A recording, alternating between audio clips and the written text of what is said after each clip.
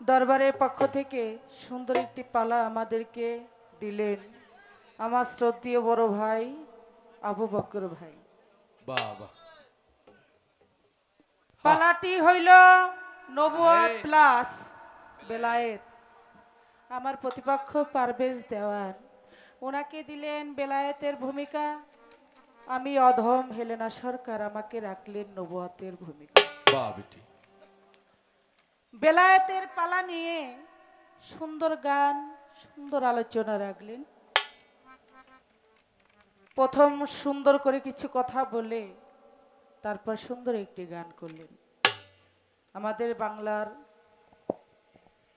সেই দলিলউদ্দিন সাহেব, তারই একটি গান, জানগা বেলায়েতের ভাব। বেলায়েতের ভাব জানিলে উঠবে আল্লাহ হুয়া রব। জানগা বেলায়েতের বাহ বাহ সুন্দর একটি প্রশ্ন করলেন। কি প্রশ্ন? সৃষ্টিতে যখন আল্লাহ নূর সৃষ্টি করলেন, আমার মুহাম্মদী নূর, তিনি পঞ্চমে গিয়ে ময়ূরিনী আকার ধারণ করলেন। বাহ এই ময়ূরিনী আকার ধারণ করার কারণ কি? ময়ূরিনী হইল একটা পাখি, পাখির আরেক নাম হইল পশু।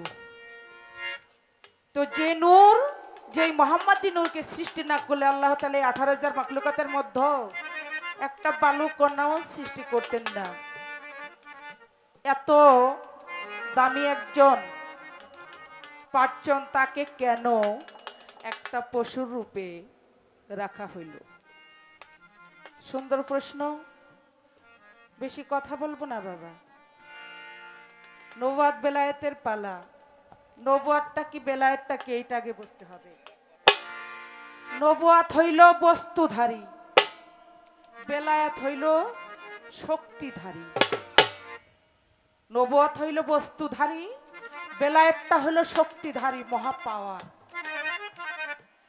তো আজকে বেলায়েতের ভূমিকা ওনাকে দিয়েছেন, বাজিমাতটা উনিই করবেন, উনি করবেন, বেলায়েতের সেই পাওয়ার আলোচনা করবেন। তো নবুয়াত নিয়ে আমি বেশি কথা বলবো না, প্রশ্নের জবাব দেব। ছোট করে আগে একটি গান দেখি। আহা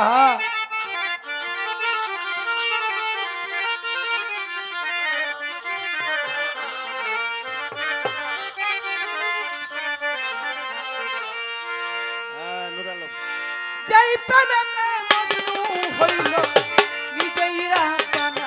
ওরা বলি যাই প্রেমেতে মজনু হইল নিজেই রাপানা। আই আই যেই প্রেমেতে মজনু হইল নিজেই রাতানা। একজন হাবিবা ছিল গো সোনার মদিনা, একজন প্রেমিকা ছিল গো সোনার মদিনা। ওরা বলি তার প্রেমেতে মজনু হইল নিজেই রাপানা। ওরা তার প্রেমেতে মজনু হইল নিজেই রাপানা। আল্লাহ হাবিবাই সাথে গো সোনার মদিনা, একদম প্রেমিকাই সাথে গো সোনার মদিনা। আমার নবী, প্রিয় নবী,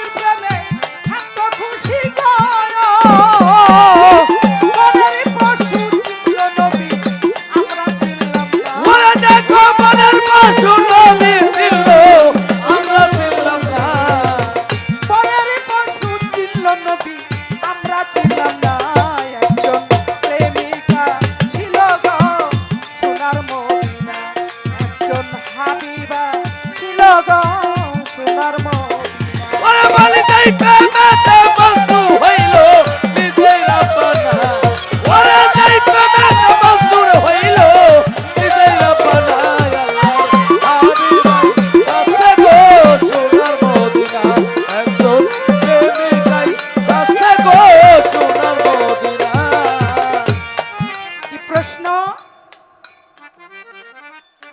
আমার নবীকে সৃষ্টির সেরা জীব হইল মানুষ, বাবা তাই না? আহে এই মানুষ আকার না দিয়ে আমার দয়াল নবীকে ময়ূরিনী একটা পাখির রূপে কেন রাখলেন? এর কারণ কি, এর হাকিকত কি? তবে আমি একটা কথা বলবো, পালাটা যখন আমার ভাই বেলায়েতের পালাটাই নিয়েছে, নবুয়তের পালা আমি নিয়েছি, হাকিকত যত আছে সমস্ত আজকে আমার ভাই প্রকাশ করবে। যেখানে আমাকে কায়দা করে রেখেছে আমি ওইখানে যাব না।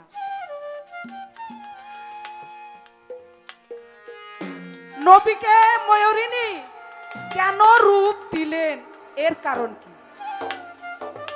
যে গানটা আমি গাইলাম, এই গানের মধ্যে একটা কথা আছে, চন্দ্র সূর্য রবি শশী আমার নবীর প্রেমে থাকতো খুশি। আরে বনের পশু চিনল নবী, আমরা চিনলাম না। মানুষের চাইতেও পশুর স্বভাবতই উত্তম। কি বাবা? হাত পা নিয়ে জন্ম নিলেই তাকে মানুষ বলা যাবে না যাবে না। যার মধ্যে মনুষ্যত্ব বোধ নাই, যার ভিতরে মনুষ্যত্ব জাগ্রত হয় না, তাকে মানুষ বলা যাবে না যাবে না। মনুষ্যর চাইতে, মানুষের চাইতে মনুষ্য এটা একটা পাওয়ার, এটা কিন্তু মানুষ না।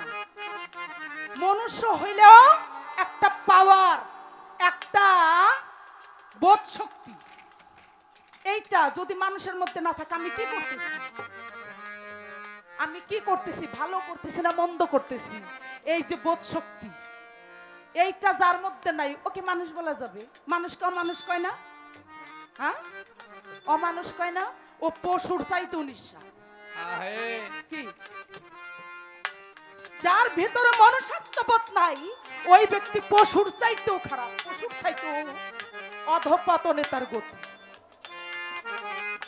কি বলবো, আমাকে যেখানে রাখা হয়েছে, আমাকে বাবা একটা জাল দিয়ে আটকায় রাখা হয়েছে। জাল দিয়ে যেমন একটা জালের মধ্যে ঘেরাও করে বন্দি করে রাখে, আমাকে ওইরূপ বন্দি করে রাখা হয়েছে, যার কারণে আমি কিছু বলতেও পারবো না। এমন একটা বিষয় হয়েছে, মনুষ্যত্ব যে অর্জন করতে পারে উনি উত্তম, উনি উত্তম।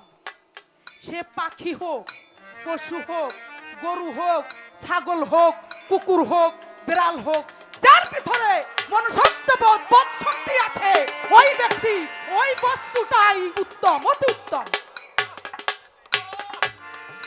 কয় কি পশু খারাপ জিনিস নাকি? হ্যাঁ, সূরা কাহফের মধ্যে তার প্রমাণ আছে।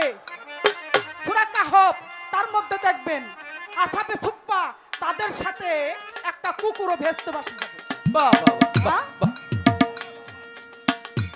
তার প্রমাণ সূরা কাহফে দিয়েছে, একটা কুকুরও ভেস্তে যাবে। তাহলে ওই কুকুর আমাদের মতো মানুষের চাইতে অনেক উত্তম। কি?